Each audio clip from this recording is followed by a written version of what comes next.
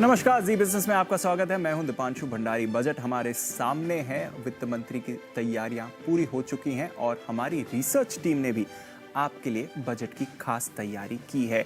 कौन कौन से अहम सेक्टर्स हैं जहां पर बड़े अनाउंसमेंट आ सकते हैं, किस तरह के फैसले लिए जा सकते हैं, इस पर बाजार पर क्या इम्पैक्ट आएगा और कौन से स्टॉक्स पर रखनी है आपको नजर।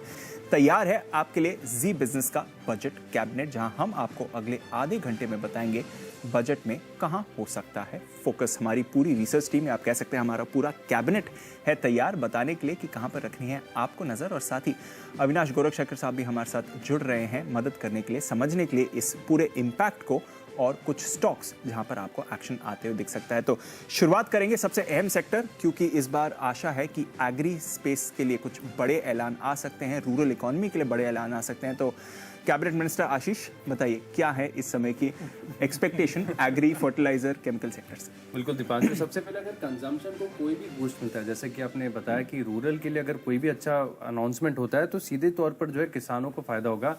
किसानों की आय बढ़ाने के ऊपर कोई भी बात होती है तो भी फर्टिलाइजर और एग्रोकेमिकल स्टॉक्स के ऊपर आपको फोकस रखना चाहिए। इसके अलावा न्यूट्रिएंट और यूरिया बेस्ड जो सब्सिडी है, इसका आवंटन दुगना होगा पिछले साल के मुकाबले। अगर आप देखें तो यहाँ पर जो आवंटन है, बाजार की ऐसी एक्सपेक्टेशंस है कि दुगना होते हुए नजर आएगा। फर्टिलाइजर सब्सिडी अगर आप देखें तो करीब करीब 1,40,000 करोड़ के आसपास आएगी। इसके अलावा जो फार्म क्रेडिट जो लिमिट है उससे बढ़ाई जा सकती है। फिलहाल अगर आप देखें तो करीब 10,000 से लेकर 50,000 के बीच में जो किसान क्रेडिट कार्ड है, अगर यहाँ पर भी कोई इंक्रीज किया जाता है तो पूरे सेक्टर के लिए काफी बेनिफिशियल देखने को मिलेगा।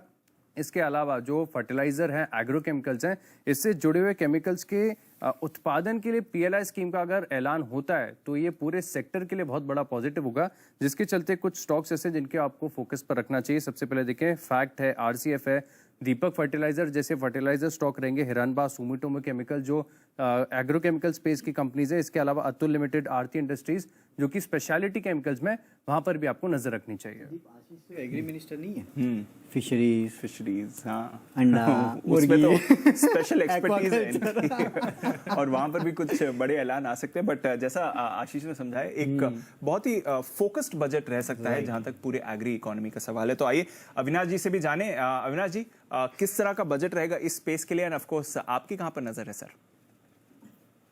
दीपांशु, मुझे लग रहा है कि जैसे आशीष ने कहा, आई थिंक इस बार फर्टिलाइजर सब्सिडी बढ़ेगी और मोस्ट इम्पोर्टेंटली जो न्यूट्रिएंट्स का जो एलोकेशन है वो शायद बढ़ने की उम्मीद है। सबसे बड़ी बात, एग्री इकोनॉमी को लेके गवर्नमेंट डेफिनेटली इस बजट में बड़े अनाउंसमेंट्स करेगी, क्योंकि वो चाहेगी कि यहाँ पे जो एग्रीकल्चर का जो कंपोनेंट है जीडीपी का, वो बरकरार रहे और यहाँ पे इंसेंटिव जरूर मिलेंगे। तो मेरे ख्याल से जैसे स्पेशलिटी केमिकल्स में दीपक फर्टिलाइजर्स है, फिर एग्रोकेमिकल्स में हिरंबा इंडस्ट्रीज है, यूपीएल है। हमको इस स्पेस में जो स्टॉक पसंद है दीपांशु, वो कोरोमंडल इंटरनेशनल है। बहुत ही बड़ा प्लेयर है यूरिया और फॉस्फेटिक फर्टिलाइजर्स में, इनफैक्ट क्रॉप प्रोटेक्शन में भी काफी बड़ा शेयर है। तो मुझे लग रहा है कि स्टॉक ऊपरी लेवल से काफी गिर चुका है। यहाँ पे सेकंड क्वार्टर थोड़ा सा वीक था नंबर्स के पॉइंट ऑफ व्यू से, बट मैनेजमेंट ने कहा है कि अभी बैकवर्ड इंटीग्रेशन की प्रयास वो कर रहे हैं और होपफुली आने वाला साल इनके लिए अच्छा रहेगा। तो यहाँ पे अगर कोई बड़ा पॉजिटिव अनाउंसमेंट बजट में आता है तो मुझे लग रहा है कि 12 से 15 महीने में 900 रुपए का टारगेट कंफर्टेबली पॉसिबल है। क्वालिटी कंपनी है और इसको डेफिनेटली करंट लेवल्स पे खरीदना चाहिए। एब्सोल्युटली। तो कोरोमंडल पर रखिए नजर। वैसे पूरे स्पेस के लिए आप एक्सपेक्ट कर सकते हैं कुछ बड़े अनाउंसमेंट्स इस बजट में आते हुए दिख सकते हैं। आइए फिर दूसरा एक बड़ा सेक्टर जहां पर हमारी नजर बनी हुई है, वो है पूरा हाउसिंग सेक्टर को लेकर, रियल एस्टेट। एनीवे, इस सेक्टर में पिछले कुछ सालों में रिवाइवल भी आया है पोस्ट कोरोना वर्ल्ड में, और अब क्या बजट में और कुछ ऐसे बड़े ऐलान आ सकते हैं? देवांशी, बताएं क्या है एक्सपेक्टेशंस यहाँ पर? बिल्कुल, आप देखिए हाउसिंग के लिए जितना मिल जाए उतना कम है, क्योंकि अफोर्डेबल हाउसिंग, और आप देखिए पिछले एक साल में भी हमने देखा है कि जितना इंफ्रास्ट्रक्चर ने यहाँ पे कंट्रीब्यूट किया है जीडीपी को, उतना ही हाउसिंग ने भी कंट्रीब्यूट किया है। और जिस तरह से तेजी से यहाँ पे ग्रोथ आती हुई दिख रही है, तो काफी सारी उम्मीदें यहाँ पे लगाई हुई है। सबसे पहला और सबसे अहम बात यह है कि इसको इंडस्ट्री स्टेटस मिले, क्योंकि आप देखिए इससे लो कॉस्ट फंडिंग को मदद मिलती हुई दिखेगी। और आप देखिए अफोर्डेबल हाउसिंग को ऑलरेडी ये स्टेटस मिल चुका था, लेकिन अब बाकी जो सेक्टर्स हैं या बाकी जो सेगमेंट्स हैं, उनके लिए भी ये काफी अहम बनता हुआ दिख रहा है। इसके अलावा आप देखिए जो होम लोन के ब्याज हैं, उस पर जो छूट मिलती है वो 2 लाख थी, अब उसको बढ़ाकर 5 लाख करने की बात है। तो बहुत सारे टैक्स सोप्स भी जो हैं, उसकी एक्सपेक्टेशंस इस बार की जा रही है बजट में। रीट्स में निवेश करने पर टैक्स छूट मिलने की उम्मीद लगाई जा रही है। इसके साथ ही जो इंटरेस्ट सबवेंशन स्कीम है, उसकी जो लिमिट है वो 25 लाख है, उसको बढ़ाकर 35 लाख की जाए, ये उम्मीदें फिलहाल बनती हुई दिख रही हैं अफोर्डेबल हाउसिंग को बूस्ट करने के लिए। और साथ ही जो नॉन नॉन मेट्रो शहर हैं वहाँ पे भी जो टैक्स सोप्स हैं उसकी उम्मीद काफ़ी ज़्यादा बनती हुई दिख रही है, क्योंकि वहाँ पे जो लिमिट है 45 लाख की अफोर्डेबल हाउसिंग की, उसको बढ़ाकर 75 लाख करने की भी बात की जा रही है, क्योंकि जिस तरह से महंगाई बढ़ रही है तो वो यहाँ पे एक्सटेंड होता हुआ दिख सकता है। इसके साथ ही जो अंडर कंस्ट्रक्शन प्रोजेक्ट्स हैं उस पर जीएसटी की छूट मिलने की उम्मीद लगाई जा रही है।